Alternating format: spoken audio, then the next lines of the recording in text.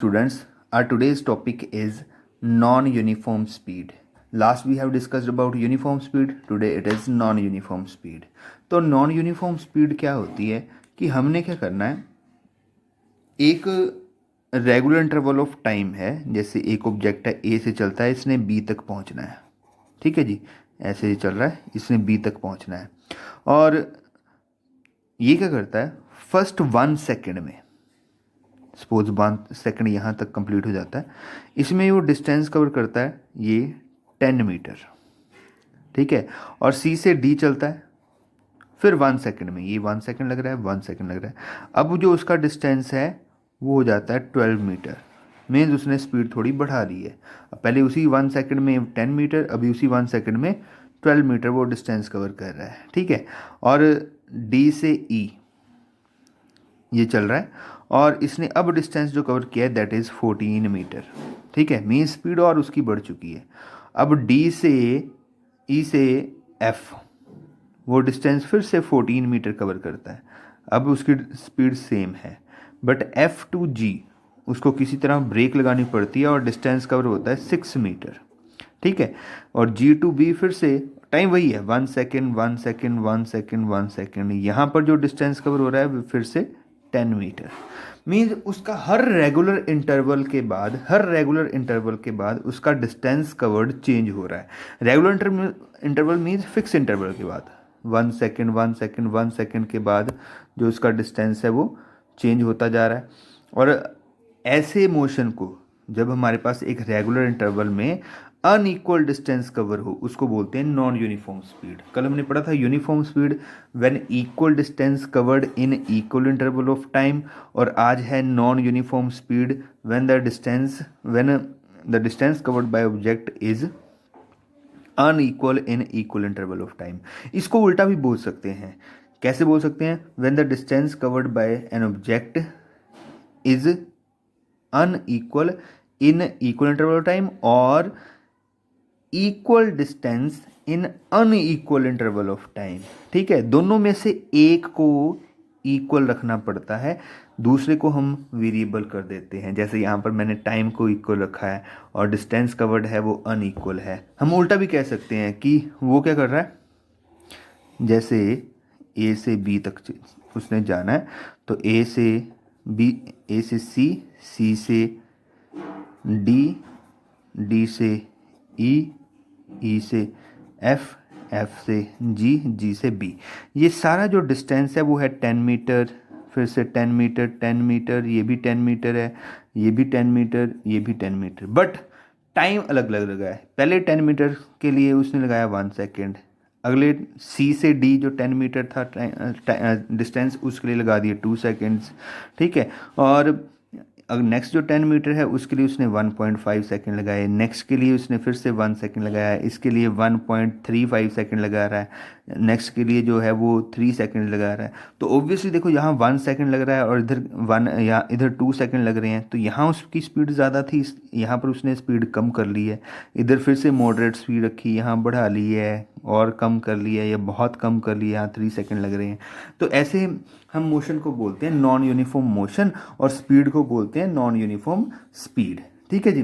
तो ये हमारे पास होता है, क्लियर है। मैंने आपको भी बताया कि हमें दोनों में से एक चीज़ को सेम रखना पड़ता है, डिस्टेंस को या टाइम को, ठीक है। हम कंपैरिजन ऐसे ही कर पाते हैं अगर हमने एक चीज़ को सेम रखा है, ठीक है। जैसे मैं आपको अभी बोलूं कि एक ऑब्जेक्ट ए है, उसकी वो डिस्टेंस कवर कर रहा है 200 मीटर इन 4 सेकेंड्स, ठीक है, और जो पॉइंट बी है वो डिस्टेंस कवर कर रहा है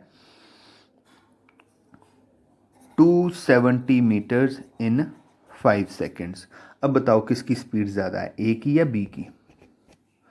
तो ये देखने में हमें थोड़ा सा कंफ्यूजिंग लगता है, क्योंकि मैंने यहाँ पर दोनों चीज़ों को चेंज कर दिया है, 200 मीटर इन 4 सेकेंड, 270 मीटर इन 5 सेकेंड। तो हम क्या करते हैं, हम स्पीड निकाल के देखते हैं। स्पीड का फॉर्मूला होता है डिस्टेंस अपॉन टाइम, तो डिस्टेंस अपॉन टाइम करें 200/4, यहाँ पर आ जाएगा 50 मीटर पर सेकेंड, और इधर आ जाएगा 4 मीटर पर सेकेंड। तो हमारे पास यहाँ पर स्पीड वो ज़्यादा आ रही है, इधर स्पीड कम आ रही है। अच्छा, अब यहाँ से हम श्योर हो जाते हैं कि ए की स्पीड कम है और बी की ज़्यादा है। कैसे श्योर हुए? देखो बेटा, हमने यहाँ पर भी क्या किया, हमने डिस्टेंस जो टाइम कंज्यूमिंग है उसको सेम किया। कैसे किया? इसका मतलब क्या होता है, 50 मीटर पर सेकंड का मीनिंग क्या है कि 1 सेकंड में डिस्टेंस कवर्ड 50 मीटर। और 54 मीटर पर सेकंड का क्या है मीनिंग है, 1 सेकंड में डिस्टेंस कवर्ड 54 मीटर। ठीक है, तो मैंने डिस्टेंस को, सॉरी, ये टाइम के इंटरवल को पहले सेम किया, तब हम बोल सकते हैं कि किसकी स्पीड ज़्यादा है, बी की स्पीड ज़्यादा है। तो एक चीज़ को मेरे को सेम करना पड़ता है, तभी हम कंपैरिजन कर पाते हैं। ठीक है जी, तो ये था हमारे पास नॉन यूनिफॉर्म स्पीड। और नेक्स्ट हमारे पास टॉपिक है इंस्टेंटेनियस स्पीड। बहुत इंपॉर्टेंट टॉपिक है। देखो बेटा, इंस्टेंटेनियस स्पीड क्या होता है? इंस्टेंटेनियस का मीनिंग क्या है? Eight any instant of time, at any small interval of time, it is called instantaneous speed. ठीक है, इसकी ज़रूरत हमें क्यों पड़ी? जैसे मैंने कल आपको एक क्वेश्चन बताया था कि जब हमारे पास कोई भी ऑब्जेक्ट चल रहा है, ए से बी उसने जाना है, तो वो सपोज 1 सेकंड चलता है 10 मीटर में, अगला फिर से 1 सेकंड में चलता है 10 मीटर, फिर से 1 सेकंड में चलता है 10 मीटर, और 1 सेकंड में चलता है 10 मीटर। तो क्या इसका मोशन जो है वो यूनिफॉर्म है या नॉन यूनिफॉर्म है? ठीक है, या क्या इसकी स्पीड यूनिफॉर्म है या नॉन यूनिफॉर्म है? तो हम बोलेंगे, देखने से तो ये पता चलता है कि वो रेगुलर इंटरवल ऑफ टाइम में एक जैसा डिस्टेंस कवर कर रहा है, तो स्पीड है जो उसकी वो यूनिफॉर्म है, मींस कांस्टेंट स्पीड है। बट अगर हमारे पास इसको और छोटे वे में देखें, जैसे ए से सी का डिस्टेंस है 10 मीटर, हो सकता है उसने जो फर्स्ट हाफ सेकंड है, जो 1 सेकंड है, इसका जो हाफ सेकंड है उसमें उसने डिस्टेंस कवर कर लिया हो 7 मीटर्स, जो अगला हाफ है उसमें उसने डिस्टेंस कवर किया हो 3 मीटर्स, ऐसे 10 किया हो। या उसने क्या किया हो, हाफ सेकंड का डिस्टेंस है वो, जो हाफ सेकंड में जो डिस्टेंस है वो 3 मीटर किया हो, अगले हाफ में 7 मीटर डिस्टेंस कवर किया हो। तो ऐसे जो मोशन है वो नॉन यूनिफॉर्म हो जाता है, वो यूनिफॉर्म नहीं रहता। ठीक है, क्योंकि हम यहाँ पर जो इंटरवल है वो 1 सेकंड का ले रहे हैं, बट अगर हम स्मॉल इंटरवल में चले जाएं तो वो मोशन है वो नॉन यूनिफॉर्म हो जाएगा। ठीक है, ऐसी कंडीशंस के लिए हमारे पास एक स्पीड आती है, it is called instantaneous speed. Instantaneous speed का मीनिंग होता है we have to define the speed in an interval that is very small, means the speed of an object at any interval of time however small this interval may be। ये interval जितना मर्जी छोटा हो, आपको उस interval में speed बतानी है। मींस ये इतने छोटे से टाइम में भी आप स्पीड से आपको पूछा जा सकता है, या सिर्फ इस पॉइंट पर उसकी क्या स्पीड थी, उसको हम इंस्टेंटेनियस स्पीड कह सकते हैं। और इंस्टेंटेनियस स्पीड की हमें ज़रूरत कहाँ पड़ती है? जहाँ पर मोशन है वो नॉन यूनिफॉर्म हो। यूनिफॉर्म मोशन में तो हर जगह स्पीड सेम रहनी है, तो इंस्टेंटेनियस स्पीड और यूनिफॉर्म स्पीड वो सेम हो जाएगी, तो वहाँ पर इसकी ज़रूरत नहीं पड़ती। जहाँ पर उसका मोशन डिसकंटिन्यू हो, मीन्स वो कभी ब्रेक मार रहा है, कभी एक्सेलरेटर दबा रहा है, स्पीड को चेंज कर रहा है, then the concept of instantaneous speed come from. ठीक है, तो और इंस्टेंटेनियस स्पीड का मैं एक बार फिर से डेफिनेशन रिपीट कर रहा हूँ, the speed of an object at any interval of time however small this interval may be। और इसको लिखते कैसे हैं? देखो, इसको लिखने का वे होता है v इजकल टू लिमिट, इसको बोलते हैं limit delta t approaches to 0 delta x upon delta t। ठीक है, और इसको ऐसे भी लिख सकते हैं, इसको सारे को हटा के इसको सीधे ऐसा भी लिख सकते हैं dx बाय dt। ठीक है, और इसको बोलते हैं rate of change of distance with respect to time, कि वो विद रिस्पेक्ट टू टाइम अपना कितना डिस्टेंस चेंज कर रहा है। ठीक है, और ये जो हमारे पास, देखो हर चीज़ का मैं आपको मीनिंग समझाता हूँ पहले। देखो यहाँ डेल्टा एक्स का, ये जो ट्रायंगल का साइन है इट इज़ कॉल्ड डेल्टा। ठीक है, डेल्टा होता है वो फॉर स्मॉल क्वांटिटीज़। ठीक है, वेरी स्मॉल क्वांटिटीज़।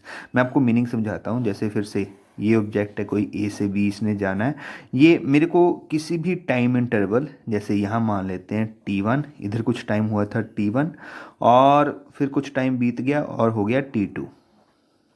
ठीक है, तो t1 जब टाइम हुआ था वो किसी पोजीशन पर पहुंचेगा, उस पोजीशन का नाम रख लेते हैं कि उसने ये x1 डिस्टेंस कवर किया था, ठीक है। और जब टाइम t2 कुछ पास होके t2 हो गया तो उसने जो डिस्टेंस कवर किया था वो x2 है, ठीक है। ये है ओरिजिन हमारा, ओरिजिन से उसने t1 पर डिस्टेंस कवर किया था x1, ओरिजिन से t2 टाइम पर डिस्टेंस कवर किया था x2, ठीक है। अब मेरा क्वेश्चन है I want the speed between x1 to x2 और t1 टू t2। तो स्पीड का फॉर्मूला होता है डिस्टेंस अपॉन टाइम।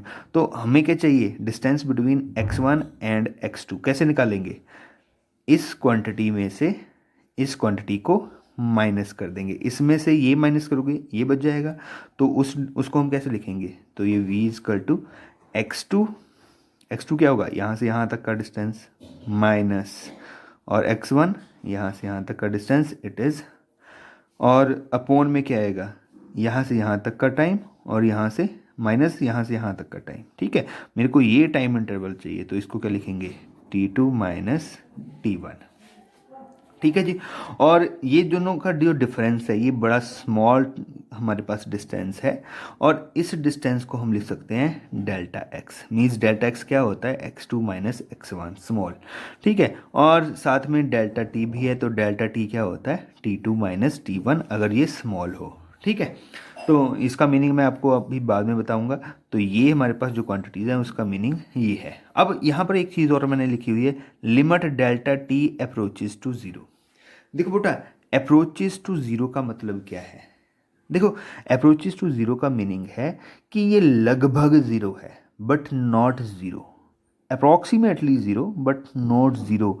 और इसका सेकंड मीनिंग क्या हुआ, अगर जो मेरा टाइम है अप्रॉक्सीमेटली ज़ीरो है तो मैं आपको बहुत छोटे इंटरवल की स्पीड पूछ रहा हूँ, ठीक है। तो छोटे इंटरवल के लिए डिस्टेंस भी स्मॉल होगा और टाइम भी स्मॉल होगा, ठीक है। ये मीनिंग होता है, तो इसलिए इसको कहते हैं instantaneous, means eight any instant any small interval of time के लिए आपको मैंने अगर स्पीड पूछनी है तो हम उसको इस वे में लिखते हैं, limit delta T approaches to zero delta X upon delta T, इसको D X upon D T, combined term में इसको D X by D T भी कहते हैं।